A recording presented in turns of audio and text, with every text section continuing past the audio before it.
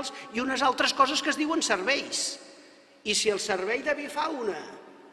diu endavant amb aquest projecte i al cap d'un mes, quan ja estàs a punt que surti informació pública, et truquen i et diu que ha aparegut una àguila aquabarrada, pareu màquines. Escolta'm tu, ja pot dir coses la consellera, que no hi ha manera que un tècnic que té per missió salvar tots i cada un dels espècimens d'àguila aquabarrada que hi ha a Catalunya, allò no es belluga de cap manera. I no tens opció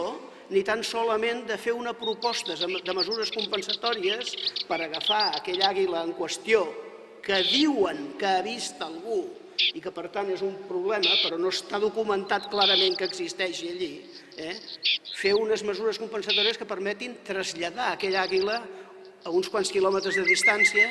facilitant-li una alimentació més assequible i més fàcil i més econòmica energèticament per ella.